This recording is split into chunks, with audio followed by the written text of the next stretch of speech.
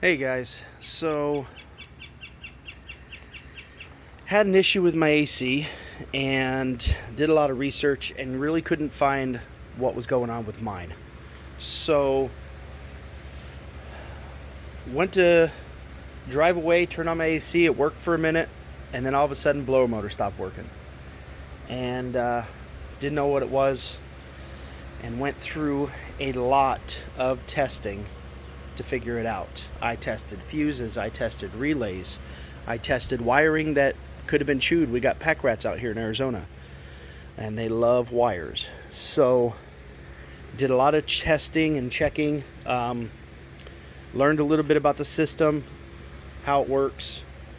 I know that when you go to test power at the blower motor itself, you actually have power there all the time, and when you hit the switch in your dash for different speeds, it uses a resistor, and that changes the resistance to ground, which changes your speeds.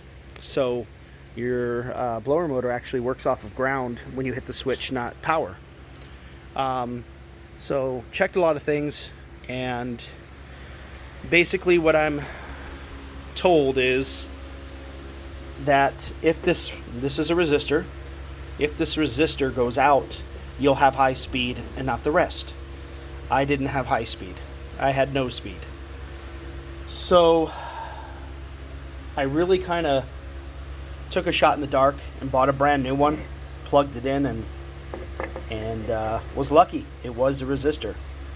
Here it is. Actually, sorry about that. It's upside down. There's a resistor number. And for those that might come across a situation where you go to turn on your AC and your fan speed on your dash lights up, it goes all the way up, it goes all the way down, but you're not getting any blower motor, this might be your problem. Of course, it could be your blower motor, but I pulled it, I put 12 volts to it, grounded. I have a little jump box over there, and kicked on, so that wasn't the problem. So I eliminated it to either this or the switch on the dash, and I had just done my new gauge cluster colors and lights, so it could have been that, but just didn't make sense, and it was this. Now this isn't too bad to get to. Under your dash on your driver's side, or I'm sorry, your passenger side, there's a kick panel. Pull that down, and then this actually sits up there like this and has two screws, one on either side. You got two holes. It's on the bigger hole and then the other side. So